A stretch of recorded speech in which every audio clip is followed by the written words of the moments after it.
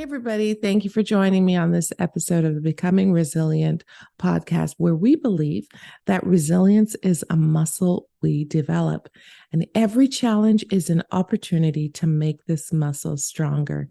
In this episode 11, we want to talk about exercise. It's necessary, and especially if you are going through cancer treatment. Even if you have finished, I want to encourage you that exercise is extremely important. And I want to share 10 reasons why exercise is important. Exercise is defined as physical activity that you do to make your body strong and healthy. I want to say that again.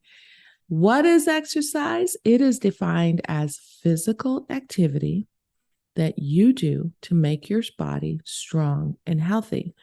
Now, which means that you can move your body in all kinds of ways. Lots of them.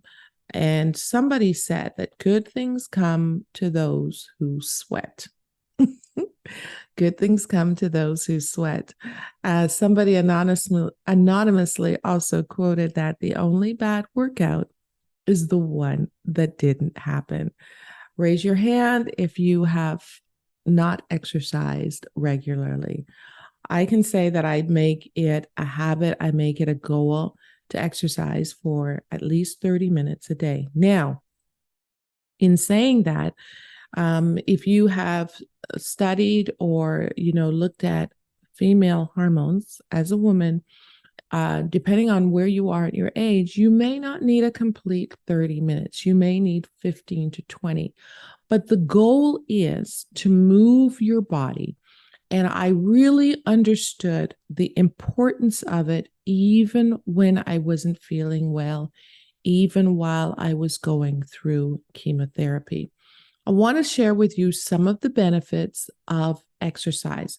And exercise, as it's been defined, is a physical movement. So whether that's dancing, those of you who like to flip on your playlist and you like to dance, whether it be by yourself or with a partner, whether it be walking, you can just take a casual walk around the block, whether it be bike riding. For those of you who have a regular old-fashioned bike or an e-bike, you're moving your legs, you're moving your body. Hiking is another great source of exercise. You not only get out to see nature, but you get to enjoy the warmth of the sun while it's summer, and even in winter, at least you're getting out into nature. And it's been proven that being outside in nature and exercising in that format is actually more beneficial than staying inside. I think it might be partially because all of our senses are being fed. We're getting to see the beauty of nature. We're also feeling the breeze, the warmth on our body. We're moving, we're engaging, we're seeing nature. And so we're getting a full impact of it. We're not just looking at a screen, but however you need to do it, there's no judgment. If you, somebody that doesn't like to be outside and you would prefer to be in a gym or just in your room or in your apartment, the goal is to move your body. Some people like skiing or rollerblading. Rollerblading for me, roller skates. I used to love roller skating. For those of you who are old enough to remember roller rinks, we would go to the roller skating rink on maybe a Friday night. We would skate from maybe 8 till 10 or 11. Yeah, we would go and have some pizza or have a burger after, but we worked our body and it was fun. So you can find a form of exercise that's fun, that's engaging, but you will feel so much better. And that's some of the benefits. So I want to share with you some of the benefits and the importance of exercise. I always tell people who ask me, do you exercise during cancer treatment? I say, yes, it's extremely important because whatever treatment that you're getting into your body, you're going to want to move that treatment through your body, through your lymphatic system. And you want to use also water, because as we sweat, we're losing water, and our body has such a huge percentage of water that we need to refuel it. So this is one of the important aspects that will help you move through your cancer treatment and through that much better and easier. So, yep, you can move it even through a rebounder, which is one of my favorite all-time exercise. It's a mini trampoline. You can purchase them at Walmart. You can go online. You can get them at the shopping channel. You can get them, check them through Sports Tech. It's just a mini trampoline, and you jump up and down on that trampoline. And apparently, 10 minutes on a rebounder will burn 250 calories. If you're into burning calories, but what it does is it also moves your blood flow through your system, and it just energizes you. So you can exercise for as little as 10 minutes, and it can have such great impact on your body. A rebounder is also less impactful on your joints and your muscles. But exercise, when you're moving your body, you're moving the medication through your body, but you're also maintaining strength in your joints. You can do floor exercises, or maybe you like to lift weights. Whatever it is, the goal is to provide strength for your body while you're going through treatment, and strength. So here's some of the things that you can benefit from with exercise. It promotes growth and connection of your nerve cells. Apparently, there's a part in your brain that helps to regulate your mood. Have you ever walked for 15 minutes and you feel more energized when you get back home? Because your brain has there's a part of your brain that's been activated, and it helps to regulate your mood. Yes, this is why people go to the gym in their lunch break. They take a break and they come back to work and they feel more energized. Exercise has also been shown to help improve concentration and manage symptoms of ADHD. So if you or a child has ADHD, I know this is just additional to your cancer care, but it helps improve your concentration. Okay, so one, it helps your mood. It helps stabilize your mood. Secondly, it also makes you feel happier. You feel happier when you exercise. There's things that just go boom, and you're energized. Nobody has ever told me that they after exercise that they feel sad. After they exercise, they actually feel more focused, and they feel more able to take on the tasks that they're dealing with in that day. Secondly, we all know that exercise helps with weight loss. If you've got some stuff to burn off, as I know I do, I've got some things that I want to burn off. And so what I'm going to do is I want to include intentionally exercise every day to help burn some of that fat off. Exercise goes hand in hand with your eating. You can't be exercising and then eating junk. Sorry, eating junk. So you want to be able to put exercise along with what you eat. And I'm not going to talk about food too much today, but what I would just suggest is that if I've said it before, I'll say it again. Water is extremely important to drink every day.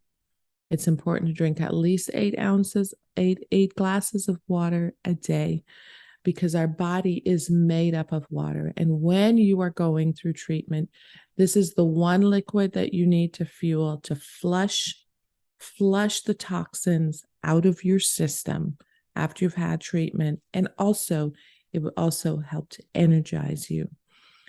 I don't know if you know this, but if you've ever had a headache, one of the first things that you should check is if you're dehydrated, and water is excellent in helping in that dehydrating. And it's also excellent if you have a headache. So exercise also helps strengthen your muscles and your bones. It has been proven, it is linked, that you will see your muscles and your bones strengthen. Remember, Resilience is a muscle. And that as we go through challenges, now let's put that into the physical sense. When you're challenging your muscles with a weight, you're lifting a weight that is heavier, not a light 2-pound weight. Maybe 5 pounds might be heavy for you to start off with. But as you increase on the weight that you're lifting, you're challenging your muscles. And so, even as we talk about how resilience is a muscle that you develop, when you do weights, it also strengthens your muscles and it strengthens your bones. Movement helps strengthen your bones. 4, it increases your energy levels. You feel more energetic when you exercise. You feel more energy to put out focus on a project or an assignment or tasks throughout the rest of the day. If you're feeling tired, get up, change your location, go for a walk or take a ride, and it will energize you. Number 5, it helps reduce chronic disease. Now we're talking about those of us who are going through cancer. It helps to reduce the pressure and the effects of treatment because we are exercising, and God knows we need all the help that we can get while we are going through it, and even after. And even if you don't have cancer, if you want to help somebody who has exercised with them, encourage them. It's always better when you're doing it with somebody. 6, it helps with our skin health. Exercise helps with our skin health. Well, how does it do that? Well, as you're exercising, the blood is you're moving the blood through your body, and you're going to see changes in your skin because you are releasing toxins out of your body along with the water. So exercise also helps with your skin health. It helps with your brain health. It helps improve your memory. You know that if you're not reading, if you're not studying, if you're not using your brain, how are you going to grow? How are you going to be better? But when you exercise, you're actually helping in strengthening your brain health, your ability to think and process, and your ability to remember. And I think I might have to add some additional exercise things to help with my memory because sometimes I'm finding it really challenged. Anyways, also keep moving forward. Exercise helps relaxation. It helps with relaxation and sleep. If you are somebody who has been having trouble sleeping, even through your treatments, maybe because you've just been sitting and lying down, but get up and walk around the house, get up and get outside and move your arms and move those legs.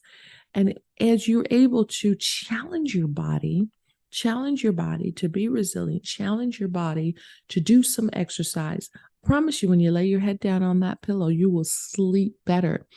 It says that someone says that it helps you to sleep better because it's directly linked to your brain functioning during the waking hours. Just keep it to a moderate or high intensity workout in the morning, and don't exercise more than 3 hours before bedtime because then you'll be so alert. Your body doesn't have an opportunity to slow down. Okay. So that you can have a good sleep. So it helps us to sleep and improves our quality of sleep as well as relaxation. Exercise actually helps to reduce pain. You've heard the statement, no pain, no gain. However, what really happens is exercise helps to decrease the pain. Now, you might be saying, now, how am I supposed to exercise if my body's in pain? But if you're going to sit and focus on the pain, that's not going to help. So if you get up, even while you're in pain, and you move your body, you move something for a short amount of time, even stretching is extremely important. Even just lying down and doing some stretching, touching your toes, reaching up. And even while those joints might be painful, you're actually moving that pain through your body. Try it. And I'd love to hear from you. It helps to reduce the impact of that pain in your body. And finally, the 10th tip I want to share with you is that exercise helps promote a better sex life. Yes, it does. If you're exercising on a regular basis, you're going to have a better, improved emotional mind health, mind health, and it's going to improve your sex life. And sex is something that we're going to talk about. We will talk about on one of these episodes. But if you're not exercising, then you're really weak and really slow. And so you're not able to engage with your husband um, or man with your wife. You're not able to engage with your husband and have that fulfilling sexual aspect of your life. So exercise does help you have better sex life. So let's go back over it. Makes you feel exercise benefits, helps you make feel happier. It also helps you with weight loss. It also helps strengthen your muscles and your bones. It helps increase your energy levels. It helps reduce the severity of the chronic the disease that you're experiencing. It helps with skin health. It also helps with brain health and memory. It helps give you relaxation and sleep better. It helps reduce the intensity of pain in your body. And it also promotes a better sex life. So exercise has an important part to play in our daily routine of managing our cancer treatment and even after our cancer treatment. Please don't minimize the importance of exercise while you are going through cancer treatment and even when you've completed it. Okay, so it also helps to distract us from focusing on the situation that we are going through. I will tell you that there have been times when I have really been weighed down with working on something. And I think to myself, well, I didn't go for my walk, or I haven't done any stretches, or I haven't burned a sweat. And when you get going and you are able to work up a sweat, I'm going to tell you that there's a shift that happens in your focus, and you're better strengthened to get done what you need to get done. So consider getting some exercise done in your protocol. If you know somebody that is going through cancer treatment and maybe they've been just sitting on the couch, maybe they have just resigned to sitting in that recliner and taking a blanket. Don't get me wrong, there will be days when you just don't feel like getting up and going. But for the most part, you can challenge yourself, because remember, your health and the success of you going through this journey really a lot of it starts in your mind. And if you're committed to getting through this fight, if you're committed to feeling healthier and moving through your treatment and having that testimony of being resilient to push through this crisis, I want to challenge you and I want to encourage you to exercise. So I'll leave you with that for now. Thank you for joining on this podcast episode today.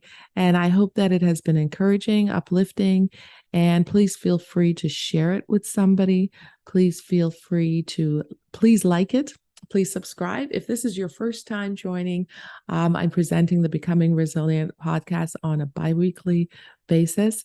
And we are going to wrap up the season soon, and then we'll start back again.